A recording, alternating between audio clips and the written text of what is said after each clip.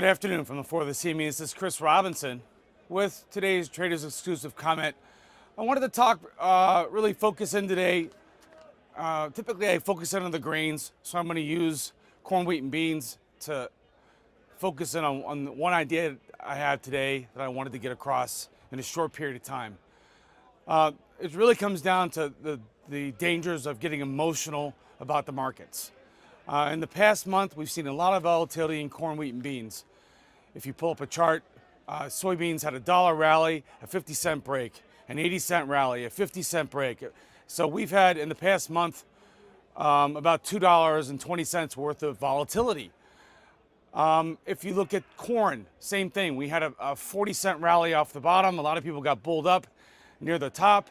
And then lo and behold, in about 15 trading days, we've given about 30 cents of that 38 cents back. Finishing up with wheat, a lot of you end up run into the dangers of sort of trading the headlines. This summer earlier, we were fed a daily dose of the fact that there was a drought in Europe, there was a drought in Australia, there wasn't going to be enough wheat. 2 weeks ago, the Ukraine said they weren't going to export any more wheat. So everybody was getting very, very emotional. Wheat rallied $1.23. Went to the highest price it's been since last July. We had a one-year high. And then once all that news was out there, once all that emotion was in the market and everybody who hadn't gotten long was long, in 15 days, wheat has dropped 78 cents. So it lost 62% of that nice rally. So look at these markets. Number one, movement like that gives you opportunity. But if you get emotional about your trading, if you get emotional about your hedging, because you think that, all right, this is the trade I'm going to retire on, that generally is when volatile markets can really hurt you. So in volatile markets, it's very, very important that you need to be very, very disciplined. You've got to take the emotion out of your position. And I've seen this time and time again in all different kind of markets. Doesn't matter if it was the real estate market in '07 where everybody was buying houses and flipping them, or the dot-com. I traded through the dot-com bubble where people were, they would take a company public that had no earnings and be millionaires.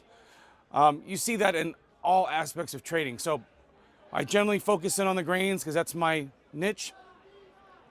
Moving forward, now that we've had this correction and the grains are back down, we're back to trading not so much emotion as we are trading supply and demand. So the market ebbs and flows between emotion and supply and demand. We're getting into the time of the year we're going to be looking at harvest.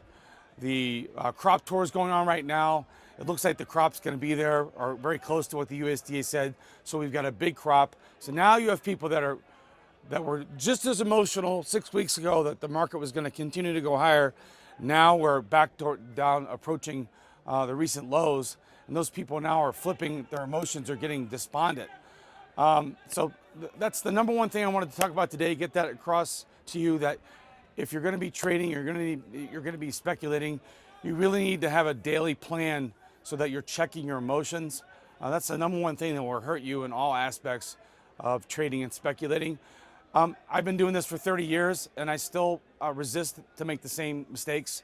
Human nature is what it is. You want to be long at the top and then you want to throw your hands in and be short at the bottom. That runs through all markets. So I would focus on that today.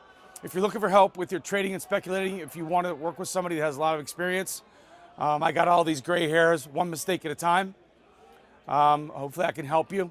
Look me up on the web. This is Chris Robinson.